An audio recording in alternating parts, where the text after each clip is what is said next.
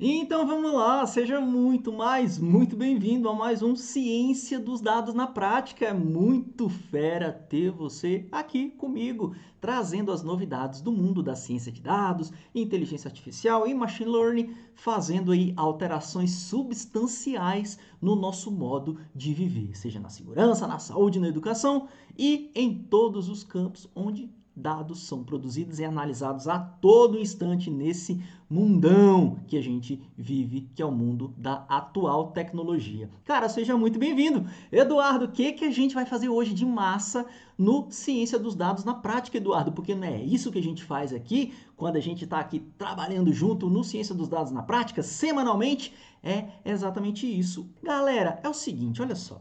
A criminalidade no Brasil, ela é um problema persistente que atinge direta ou indiretamente a nossa população. Vem comigo. O país tem níveis acima da média mundial no que se refere a crimes violentos, com níveis particularmente altos no tocante da violência armada e homicídios. Esse é o nosso Brasil. Pesquisas indicam que aproximadamente 1 em cada 3 brasileiros já teve parente ou amigo que foi assassinado. Nesse projeto completinho de ciência de dados, nós vamos demonstrar a aplicação da ciência de dados para executar tarefas de classificação de crimes, para ajudar a polícia na prevenção e na previsão de crimes. Nós vamos construir uma máquina preditiva com um modelo Ensemble Volt. Eduardo, que loucura é essa? Já vou explicar para você um caso novinho, bem interessante, com várias coisas aqui que talvez você nunca tenha visto, mas que você vai aprender aqui comigo, bem miudinho, como que o mundo da ciência de dados se utiliza e se ajuda para produzir resultados cada vez melhores, beleza? Então a gente vai construir um Ensemble Volt, você já vai ver o que é isso, tá bom? Ou seja, a nossa máquina preditiva vai ter essa parada muito massa que é o Ensemble Volt, que é um modelo composto de vários outros modelos, cada um fazendo suas próprias previsões e no final a gente, por meio de votação, né, isso tudo de forma automática, é claro, a gente escolhe um modelo muito mais robusto. Por quê? Porque é um conjunto de outros modelos. Tudo bem? É isso que a gente vai fazer. Nós vamos construir esse modelo de classificação de crimes para ajudar a polícia, né, galera? Para ajudar a segurança do nosso país. E está aqui um projetinho completo que as polícias podem se utilizar aí para fazer classificação de crimes e otimizar o seu trabalho de prevenção da criminalidade. Tudo bem? Aqui, a fonte de dados que a gente vai utilizar para fazer essa tarefa de classificação de crimes, ele é um dataset público, beleza? É um dataset público que contém crimes de 2001 até hoje, galera. Eu olhei esse dataset bem direitinho. Ele é fornecido pelo Chicago Police Department. É o departamento de polícia de Chicago, de verdade. Tá aqui o link. Você vai cair lá na página do Chicago Police Department e você vai conseguir fazer o download desse dataset, beleza? Eu já fiz aqui o download, subi aqui no meu Google Drive, porque ele é bem grande, dataset de alguns gigas. Vou deixar disponibilizado para você aqui também, apesar de deixar o link, tá bom? Para que você, no nosso canal no Telegram, possa aí utilizar na hora de construir a sua máquina preditiva. Tudo bem? Beleza? Então, é exatamente isso. O nosso problema de negócio, galera, é o seguinte: a gente já sabe, nós temos aqui vários crimes catalogados com lugar, latitude e longitude, qual é o tipo de delito, qual é a hora, minuto, segundo, mês, dia. Então, com esse trabalho bem agregado, a gente pode fazer excelentes trabalhos, sejam de trabalhos de BI mesmo, de análise ali da situação atual, como trabalhos que a gente vai fazer agora, que é trabalho de previsão, de classificação de crimes, tá bom? Então esse aqui é um trabalho bem bacana. Eu tenho muitos, mas muitos amigos aqui na Polícia do Distrito Federal, na Polícia Federal. Então a minha família tem muitos policiais e eu vejo que esse trabalho ele realmente pode ser englobado e pode levar a polícia do nosso país a um nível, talvez como o nível da polícia de Chicago, que é uma das polícias mais reconhecidas. Se bem que nós temos aqui, por exemplo, eu vou citar o exemplo de onde eu moro atualmente, Polícia do Distrito Federal. A Polícia do Distrito Federal tem alguns departamentos de polícia, são muito bons, principalmente na solução de crimes, aí com crimes até o pessoal passando fantástico aí, como a delegacia que tem todos os crimes solucionados, né? Ou seja, não há todo um inquérito feito e elaborado e descobriram quem são os autores ali dos crimes, ou seja, existem polícias muito boas, mas que eu acho que o trabalho poderia ser é levado a outro nível quando a gente aplica a ciência de dados junto. Então, isso aqui eu trago exatamente para que a gente possa contribuir com o departamento de polícia. Tudo bem? Beleza? Então, esse é o nosso trabalho de cidadão, aplicar a ciência de dados para fazer a previsão de tipos de crime, para ajudar a polícia na prevenção e na aplicação aí das penalidades aí nos delitos. Tudo bem? Beleza? Então, esse é o nosso problema de negócio. A gente já sabe ali qual é a nossa fonte de dados. Agora a gente vai começar a explorar esses dados. Bora conhecer esses dados bem direitinho agora, tá bom? Eu trago aqui alguns comentários em hashtag para que você possa ir se habituando e lendo essas atenções aqui, que são pacotes adicionais que você pode aí utilizar aí no seu trabalho, tá bom? O que eu estou trazendo aqui? Ó? Eu vou dar um pip install Watermark e esse Yellow Brick, que são pacotes que não vêm instalados aí por default no Google, que é para a gente fazer ali uma visualização dos pacotes que a gente está utilizando. Então, se você está rodando esse pacote num tempo um pouco posterior do que eu estou gravando esse vídeo, você vai saber exatamente qual é a versão dos softwares que a gente está usando, tá bom? Então, eu deixo ele aqui bonitinho, bem arrumadinho para você. Vou importar alguns pacotes de alerta para ignorar alertas aqui, né, warnings, para que a gente tenha ali o output dos nossos códigos bem bonitinho, para a gente visualizar só a saída que a gente quer ver, tá bom? O que mais? A gente vai fazer importação de gráficos, como você já conhece aqui. Se você está comigo aqui no Ciência dos Dados na Prática, você já vê que a gente utiliza muito o Matplotlib, o Seaborn. Os meus alunos conhecem profundamente aqui, constrói o gráfico na tela bem bonitinho aqui na dimensão que quer, com o Matplotlib e com o Seaborn, tá bom? Para manipular dados. Eduardo, fazer importação de dados, eu quero ler dados de banco de dados SQL, eu quero ler dados de Hadoop, eu quero ler dados de, sei lá, de Excel, CSV. O que eu uso? Tá aqui, galera, nossos pandas. Vamos utilizar o pandas, tá bom?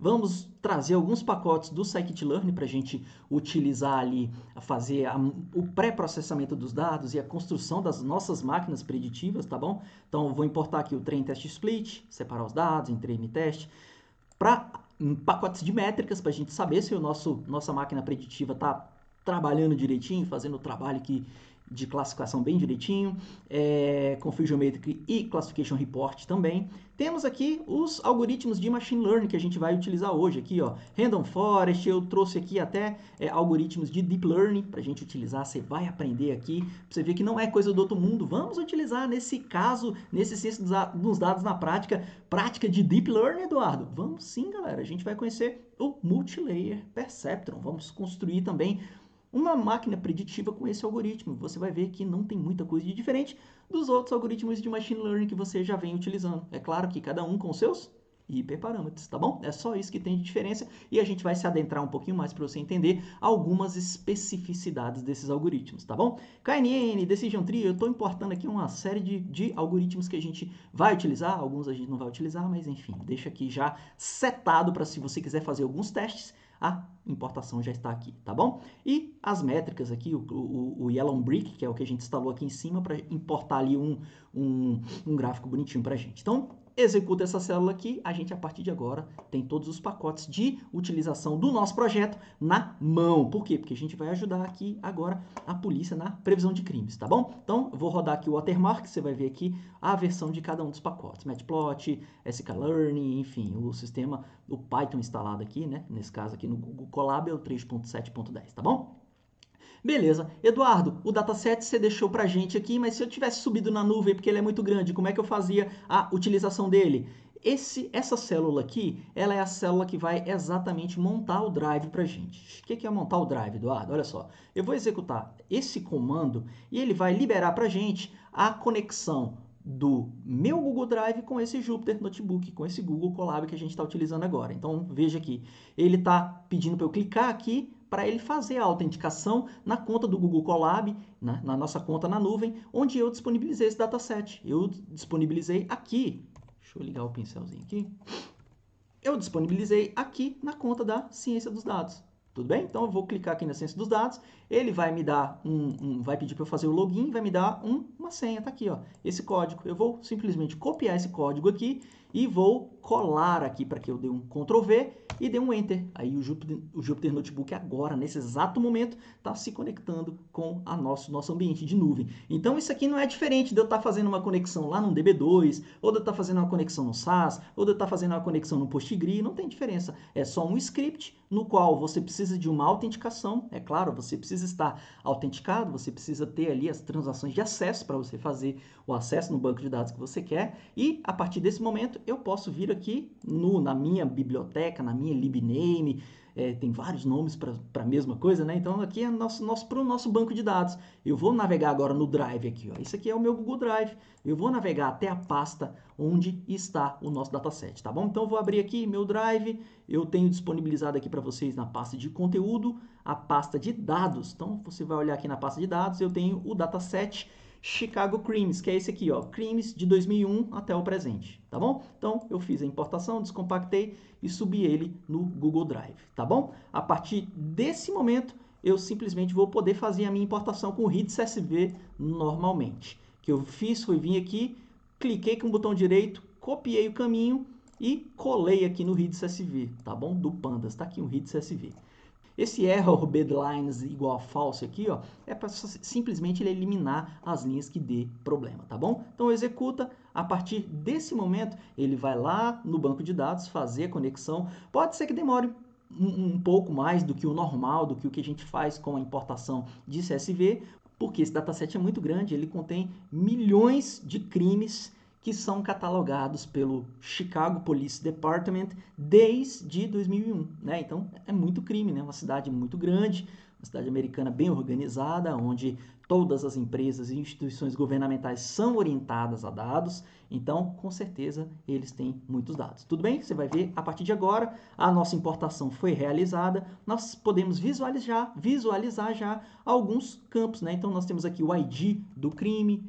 Eu ligar o pincel aqui, nós temos o ID do crime, o número do caso, a data em que ocorreu, tem aqui uma categoria chamada block, uma categoria chamada UCR, temos aqui o target, o nosso target é exatamente esse campo aqui, ó, primary tape, que ele descreve pra gente qual é o tipo de crime. Então tá ali, ó, battery, theft, narcótico, assalto, tem as mais diversos tipos de crime aqui dentro, tá bom? A descrição, tá bom? A descrição do crime em si, então aqui, né, é um simples battery domestic, um assalto acima de $500, droga, posse de droga, tá aqui heroína, enfim. O local, se é residência, né, se é apartamento, se é na rua, calçada, se foi casa, distrito, a comunidade, um código do FBI. Nós temos aqui o que mais? Coordenadas, né? Temos aqui coordenadas X e Y. Também tem latitude e longitude. Isso aqui ajuda muito na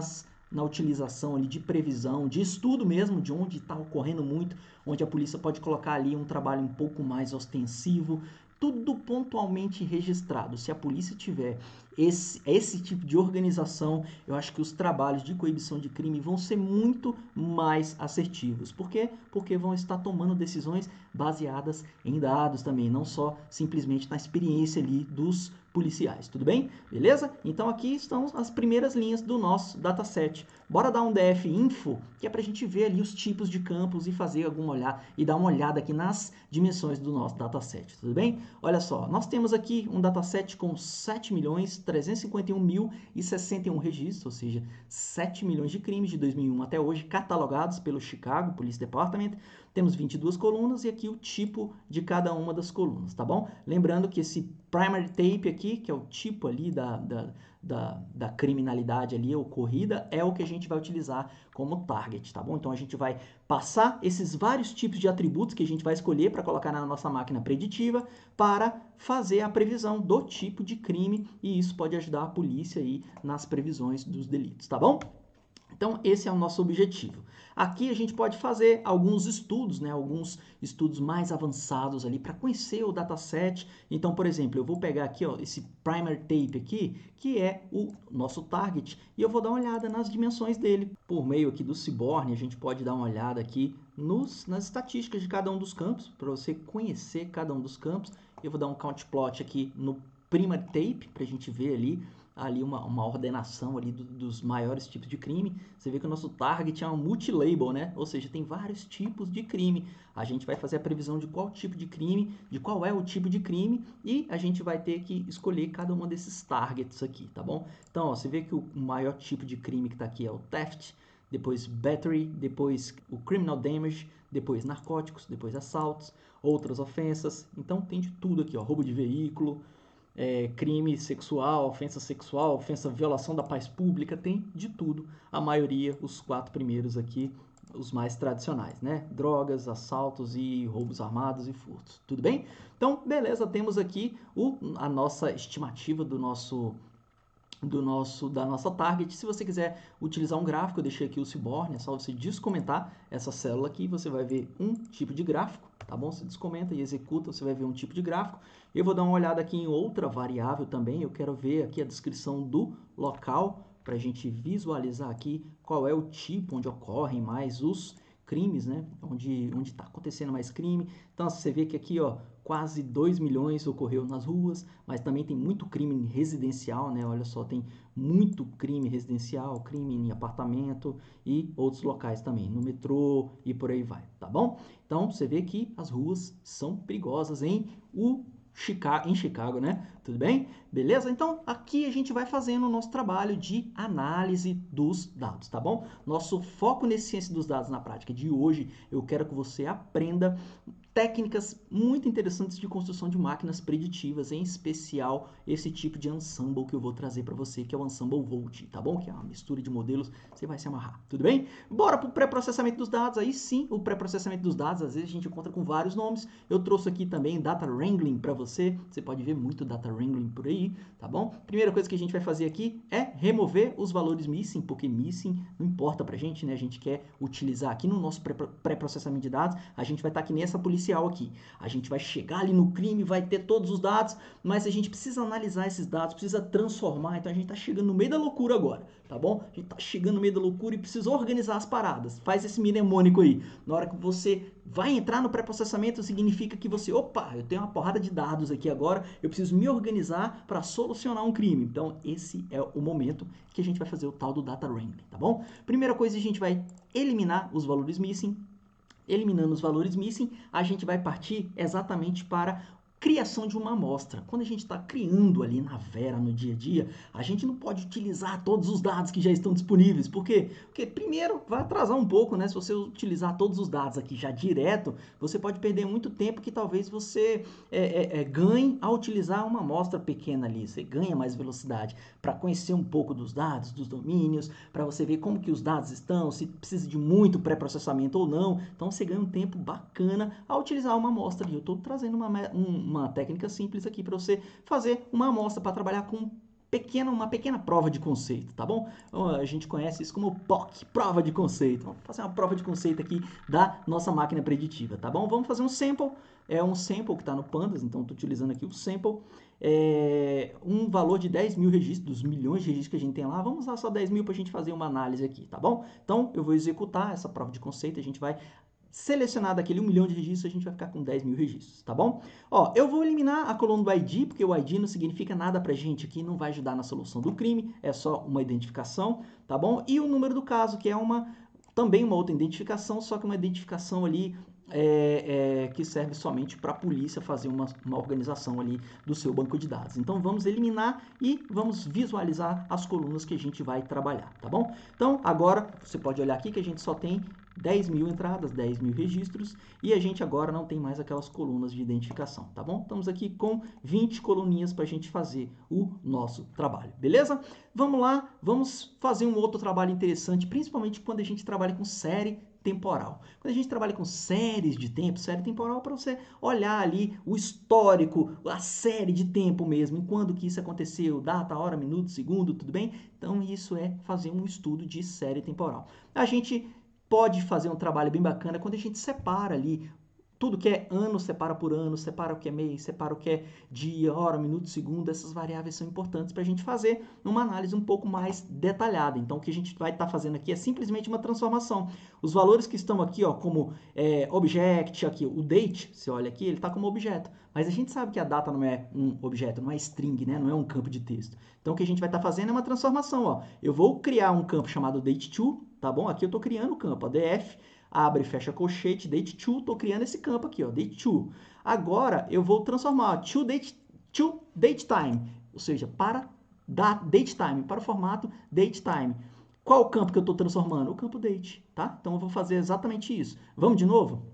Vou usar outro campo. Vou criar um campo chamado ano, beleza? Estou criando um campo chamado ano. Como é que eu crio o campo, Eduardo? Ó, o nome do data frame, o nome do dataset, abre e fecha colchete, entre o colchete, o nome do campo que eu quero criar. Beleza? Igual aí, ó, esse df date2 é esse campo que eu estou criando aqui em cima. Eu vou pegar simplesmente o ano, o year. Eu pego o date, né, o date time que a gente criou aqui em cima e vou trazer só o ano. Vou fazer isso para outros campos também. Ah, Eduardo, que interessante, eu posso fazer isso? Claro que pode, ó. Vou criar o campo mês agora. Vou pegar o campo date2, que era esse campo object que estava aqui em cima que a gente transformou em datetime, e vou pegar o month. Então, ó, tô pegando aqui, ó, dt year, dt month, dt day, dt hour, dt minute, dt second, beleza? Então peguei, ó, dia, hora, minuto, segundo, por meio desse trabalhinho simples aqui, ó. Primeiro peguei o que era objeto e transformei em datetime, e depois eu saí extraindo o ano, né? Eu transformei em datetime. Quando eu transformo em datetime, ele consegue separar, ele sabe que aquilo ali é uma série de tempo. Então ele vai pegar o ano, o mês, o dia, a hora, o minuto e o segundo. Beleza? Pegou essa sacadinha aí? É bem interessante. Mais um scriptzinho para você guardar quando você precisar fazer algum tratamento de data. Tá aqui o tratamento para você fazer a transformação. Tudo bem? Então executa e aí a gente vai ver aqui no finalzinho, ó, os nossos campos criados aqui, ó. Mês, dia, hora, minuto e segundo. Isso aqui ajuda a gente a fazer análise de série temporal, beleza? Por que, Eduardo? Porque é importante a gente ver ali se há uma frequência em algum dia ali, tem um crime ocorrendo muito nas quintas-feiras. Ah, então tem alguma coisa estranha aí, né? Bora analisar com mais profundidade. Isso é muito importante, principalmente para investigações policiais, tudo bem? Beleza? Então, excelente, fizemos aqui esse trabalho de pré-processamento. Agora, a gente vai transformar algumas variáveis. Por exemplo, olha só, a gente tem algumas variáveis que elas estão com atributos categóricos e a gente quer transformar esses atributos em numéricos. A gente vai estar utilizando aqui o factorize, que é mais uma funçãozinha aqui. Você está aprendendo a utilizar mais uma função dentro do próprio Pandas para fazer essa transformação, tá bom? Então, pegamos alguns campos, atributos categóricos, e vamos transformar eles em números. Por quê? Porque a gente sabe que é numérico. Ó, dá uma olhada aqui nesse UCR aqui, ó. Vamos lá, vamos olhar aqui, ó. Esse UCR. Esse UCR está como object, beleza? Mas se você olhar aqui em cima, ó, você vai ver que... Deixa eu ver se eu já fechei aqui, ó. Vamos abrir ele aqui, ó. O nosso campo é o data frame, né? Vou abrir aqui. df e UCR. Olha só o UCR. Ele tá como numérico aqui, ó. Quer ver? Não, tá aqui, ó. UCR, você tá vendo que ele é um número. Isso aqui não é um texto, né? Então ele não pode ser object. Então a gente vai fazer esse trabalho de pré-processamento. Agora, como a gente está utilizando o nosso querido factorize? Vamos utilizar o factorize e vamos transformar ele em atributo que é categórico em numérico. Tudo bem? Vamos ver se isso funciona mesmo? Então, acabei de executar. Vou inserir uma célula aqui, vou dar o nome do data frame e vamos abrir ele agora. Eu dei um espaço aqui, né, galera? Não tem esse espaço. Fecha aqui, df, enter. Agora, a gente tem aqui o df.info, vai. O info, agora a gente tem o UCR e ele é um inteiro, beleza? Conseguimos transformar em numérico? Beleza? Então tá lá, UCR agora é um campo inteiro, é um campo número, galera. Bora dar uma olhada na nossa variável target. Eu vou criar um objeto chamado target, beleza? Então, o nosso target agora vai chamar target. A gente sabe que é esse campo, esse primary tape. E aí, a gente vai dar uma olhadinha nele aqui para a gente ver se a gente fez a transformação. Beleza? Então, tá aqui bonitinho, transformado o nosso target. Agora, vamos criar com o Matplotlib um gráfico para a gente visualizar direitinho ali a ordenação ali, de uma forma mais visual, quais são os tipos de crime por quantidade. Então, olha só, o que a gente tem aqui?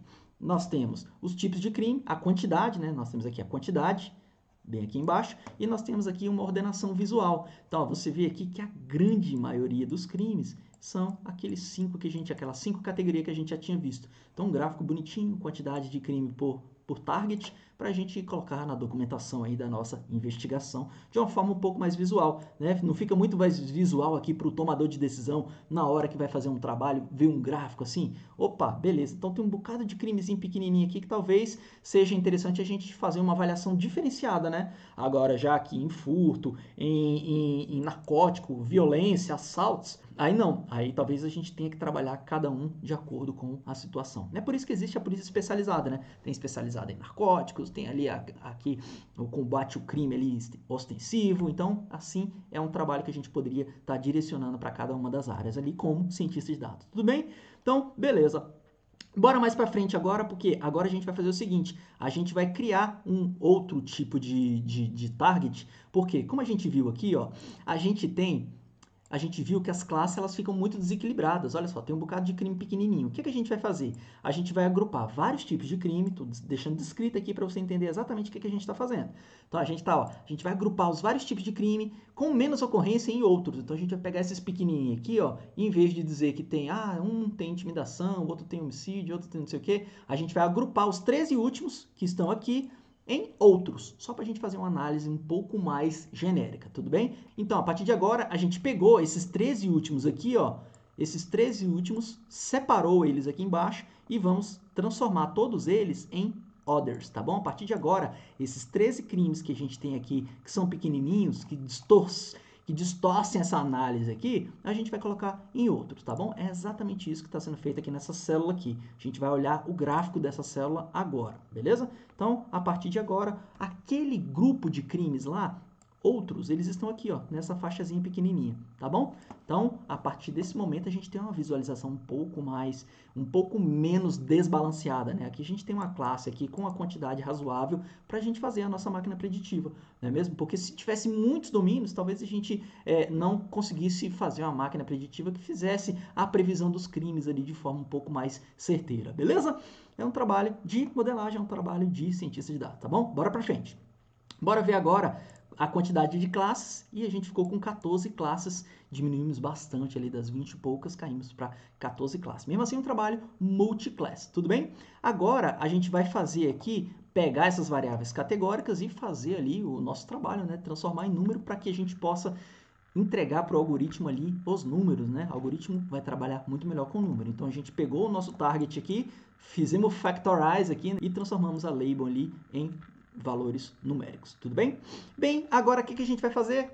Fizemos a separação x e y e logo depois vamos fazer um mapinha aqui de correlação para a gente dar uma olhada na correlação na correlação entre as variáveis, para a gente detectar ali qual variável que está mais correlacionada, qual que está menos correlacionada e por aí vai, tá bom? Vou dar um exemplo, tá bom? Vamos fazer uma análise juntinha aqui, que ela é bem interessante. Eu estou pegando o nosso target, tá bom? Estou pegando o nosso target e o trabalho aqui com correlação é mais ou menos assim, ó. O coeficiente de correlação ele tem valores aqui entre menos 1 e 1, tudo bem? O valor mais próximo de zero significa que a correlação é bem fraca. Zero exato significa que não tem correlação. Quando a gente fala correlação é uma variável correlacionada com a outra. Então, por exemplo, aqui eu tenho que o local ele é muito correlacionado com o tipo do crime. Então, a correlação ela é alta, ela é 1, ela é próximo de 1 ali. Então, ó, o local e o tipo de crime está altamente correlacionado. Agora, se eu falar assim, o local e uma outra variável qualquer aqui, e o código do FBI tem correlação negativa, então significa que, dependendo do código do FBI, eu tenho um outro tipo ali de target, eu tenho um outro tipo de crime, a correlação é negativa. Se acontece um, o outro vai para baixo. É mais ou menos assim que funciona a correlação. Se for zero, não tem correlação nenhuma. Vou te mostrar no gráfico que vai ficar bem mais fácil de entender. Olha só, eu vou pegar aqui, por exemplo, o nosso target, primer tape, tá bom? Olha só, eu vou pegar aqui, ó, uma região, aqui, ó, esse 0.8 é quase 1. O que está dizendo aqui, ó? O crime, ou seja, o tipo de crime, ele tem uma correlação muito positiva exatamente com o código do FBI, tá vendo? Então, assim, o código do FBI é altamente correlacionado aqui com o nosso primer tape. Bora dar uma olhada em outra variável aqui, ó. Esse é 0.8, olha essa outra aqui, ó, 0.42. O IUCR é muito correlacionado com o tipo do crime. Olha o outro aqui, 0,38. Tá vendo que esses mais escurinhos são os mais correlacionados.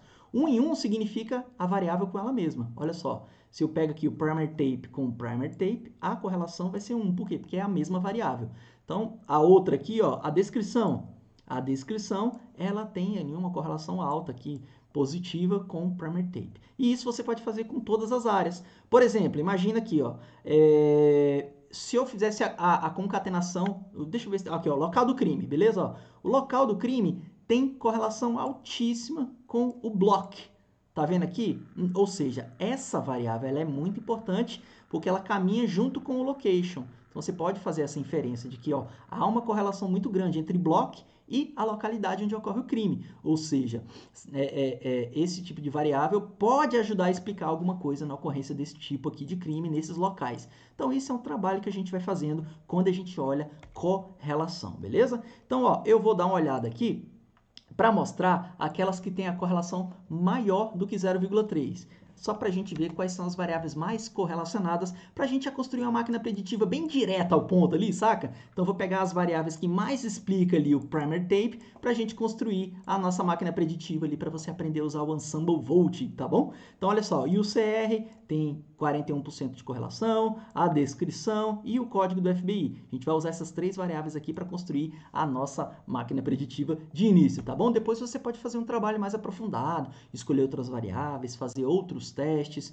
Outra forma de escolher variável também, poderia utilizar técnicas mais avançadas para escolher as variáveis, tá bom? Eu vou simplesmente chamar essas aqui agora de features, né, das minhas variáveis que eu vou utilizar ali no X e no Y, tá bom? Aí o CR, a description e o código do FBI, tá bom? E vou mostrar elas aqui simplesmente para mostrar as variáveis que a gente vai estar utilizando na nossa construção aqui da primeira versão da nossa máquina preditiva. Vou separar aqui, ó, o Train Test Split, o X e o Y, 80% para treinar, 20% para testar e vou deixar o random state igual a 3 aqui, tá bom? Simplesmente você executa e aqui a gente fez a separação aqui do dataset de treino, do dataset de teste com as quantidades. Nós temos 23 atributos aqui, tá bom? Beleza? Terminamos a fase de pré-processamento, fizemos coisa pra caramba. Só dar um overview aqui, ó, o que a gente fez aqui no pré-processamento, foi bem denso. A gente eliminou missing, tá bom? Eliminamos missing, eliminamos colunas variáveis que não são importantes.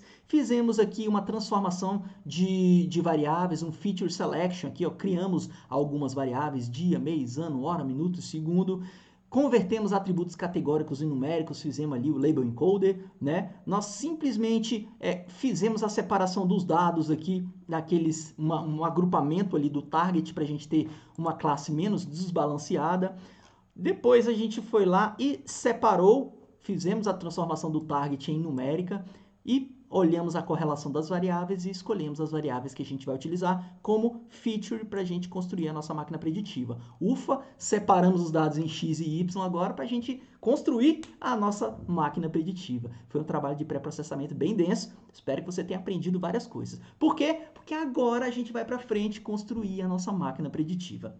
E vai ser muito massa, sabe por quê? Porque nós vamos utilizar aqui, ó, 3 algoritmos para a gente fazer máquina preditiva e depois a gente vai testar o Ensemble Volt, que é a gente juntar todos esses algoritmos para ver se a nossa predição ela vai ser mais tora, se a gente vai conseguir resultados de assertividade maiores, tá bom? Vamos utilizar o suporte Vector Machines, a Neural Network, vamos utilizar um Deep Learning aqui, um Multilayer Perceptron, tá bom? E vamos utilizar uma Decision Tree para ver ali a acurácia na assertividade na hora da gente utilizar aqui esse problema de classificação de crimes, tá bom? Então, primeira coisa que a gente vai fazer é utilizar o suporte Vector Machine. Como é que cria uma máquina preditiva, um modelo SVM, Eduardo?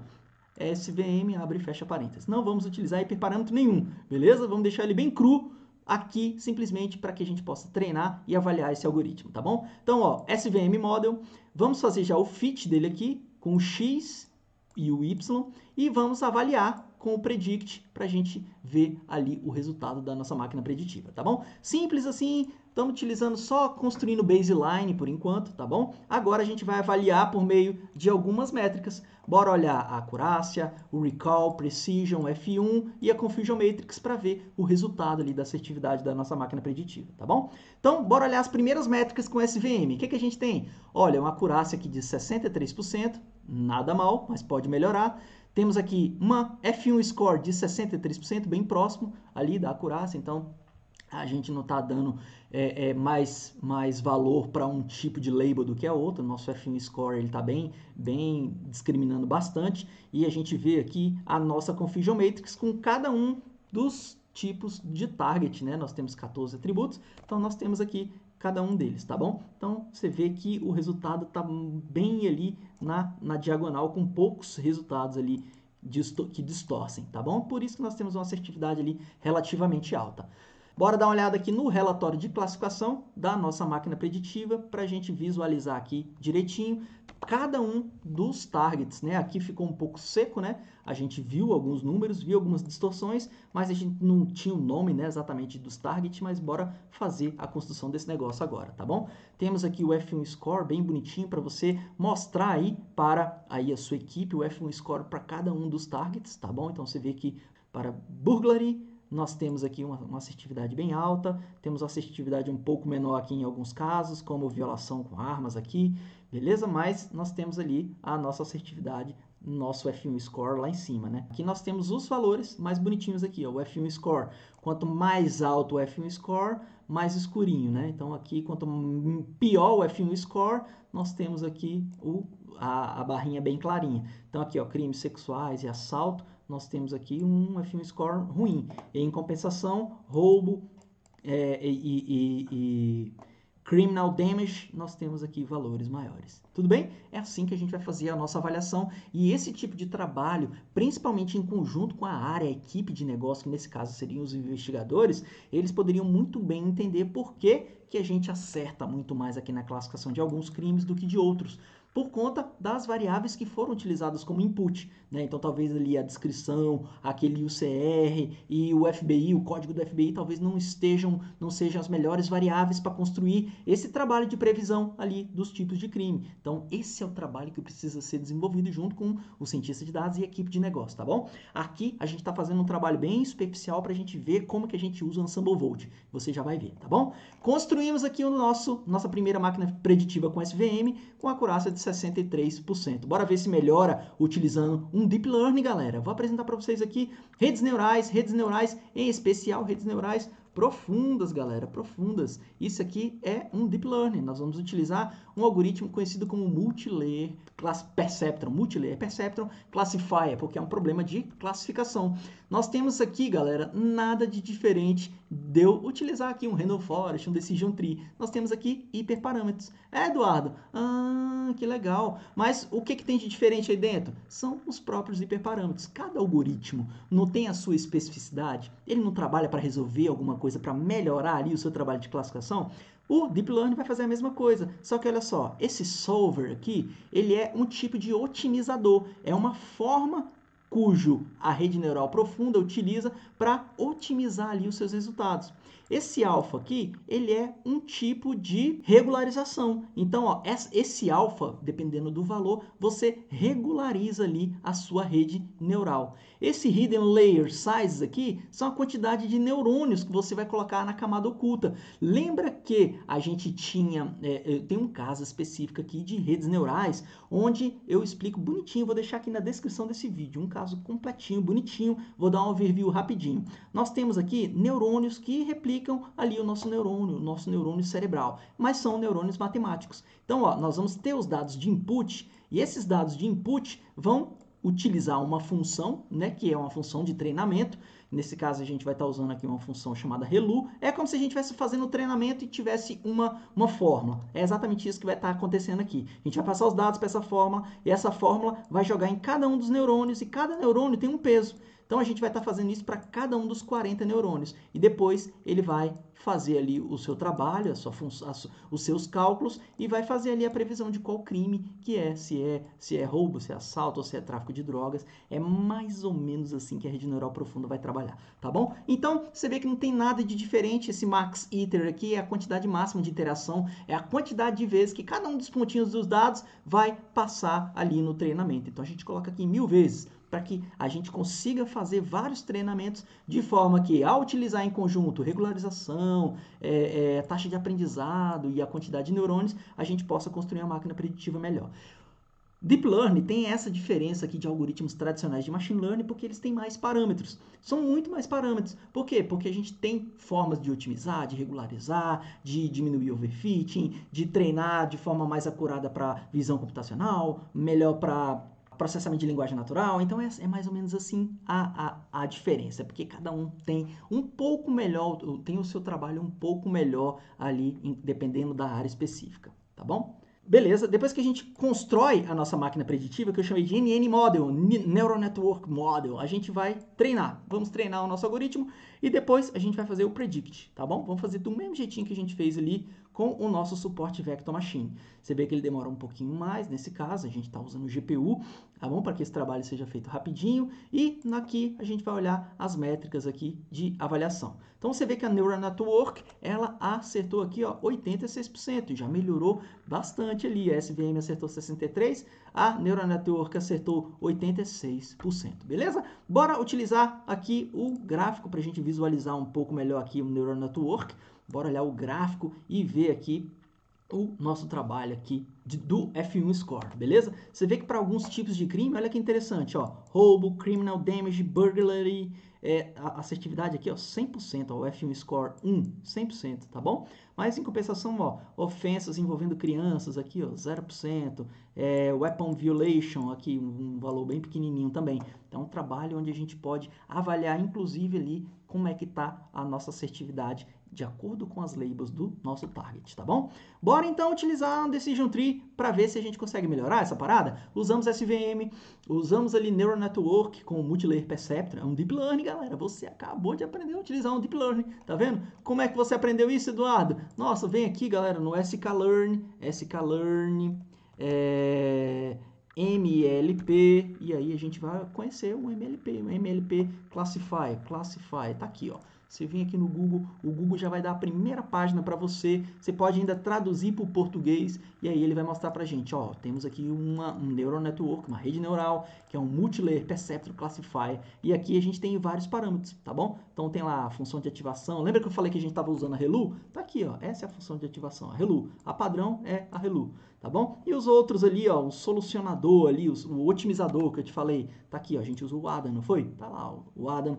E o valor do alfa, a gente utilizou um valor de alfa, também tem aqui o valor padrão, taxa de aprendizado, e assim vai, a gente vai aprendendo a utilizar os parâmetros, vendo o que cada um faz, e aí a gente vai utilizando eles dentro da nossa máquina preditiva para tentar melhorar os resultados de assertividade. É só isso, galera, não tem muito segredo não, tá bom? Vamos utilizar agora a Decision Tree. Bora para a Decision Tree, nosso terceiro algoritmo, porque depois a gente vai usar o Voting.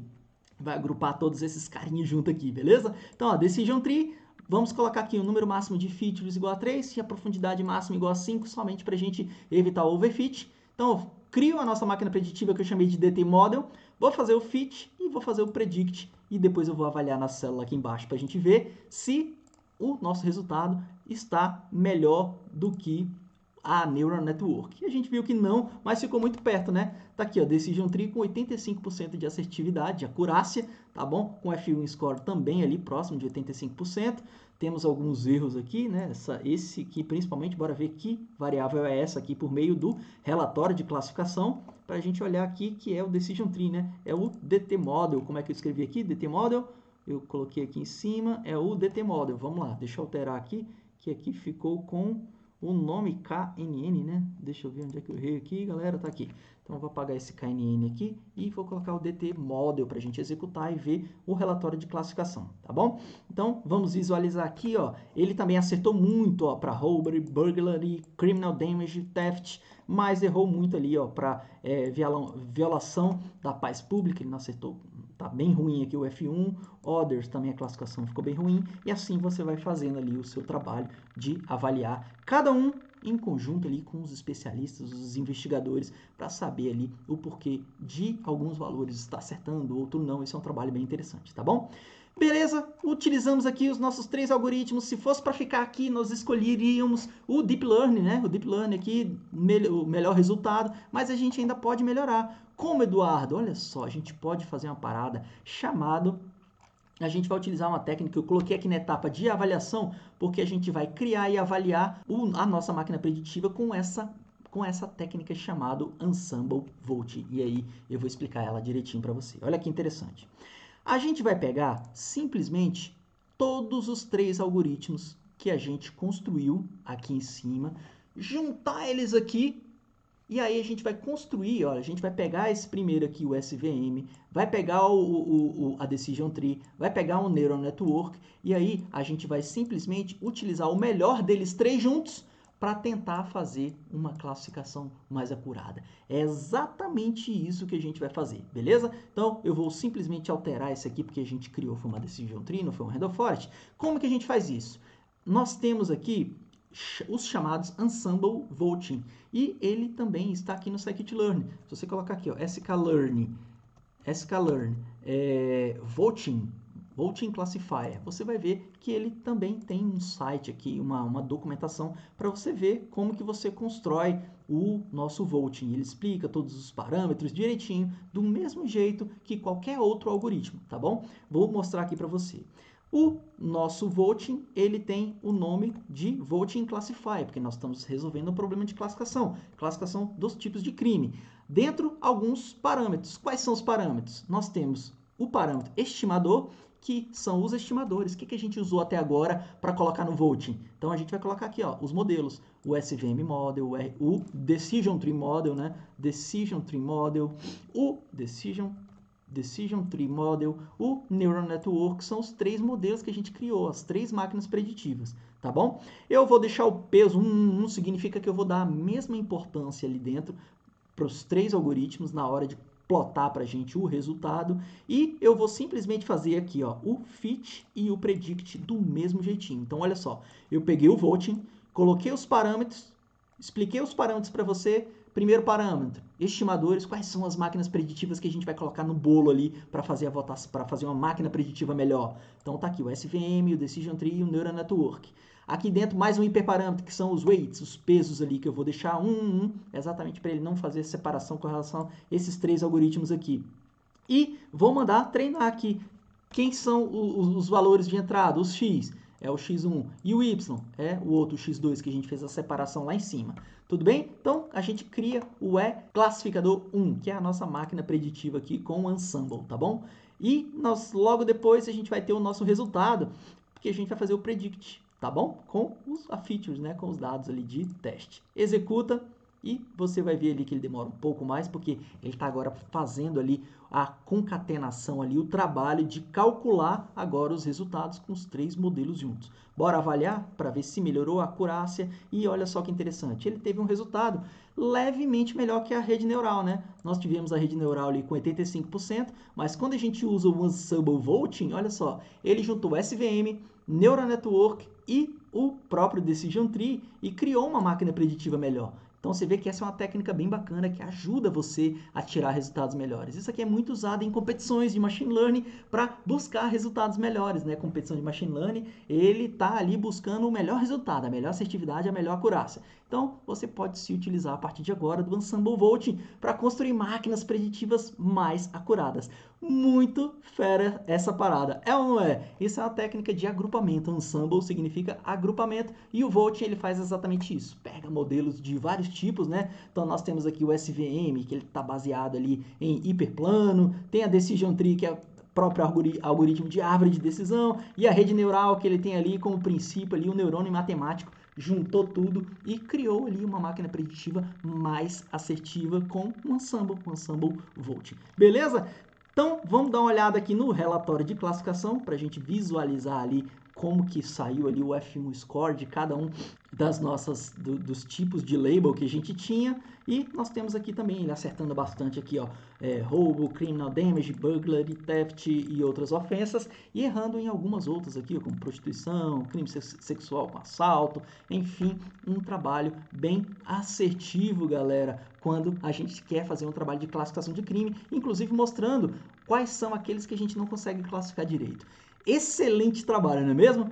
Que massa, cara. Que fera. Estamos aqui utilizando técnicas avançadíssimas de machine learning e um princípio ali do deep learning para a gente tentar, como cientista de dados, ajudar aí a segurança pública a combater os crimes, galera. Que interessante, né? Que massa. Bora pro resultado. O que que a gente viu nessa aula aqui? Resumão. Nessa aula a gente aprendeu a criar máquina preditiva por meio de múltiplos algoritmos com Ensemble Voting.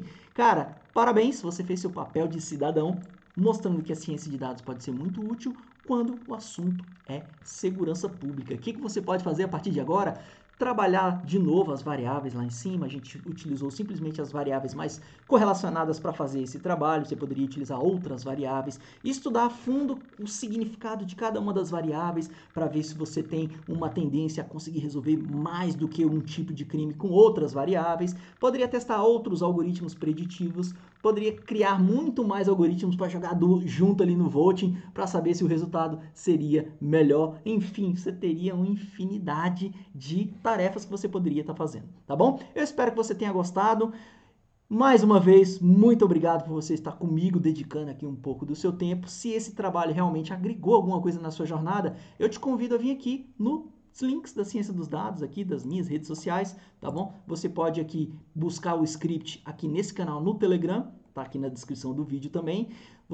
Convido você a vir aqui no YouTube, temos muito outros projetos aqui para você visualizar aqui. Nós temos aqui nós temos dezenas de projetos resolvidos aqui nas nossas playlists de Ciência dos Dados na Prática, Dicas e Truques de Ciência de Dados.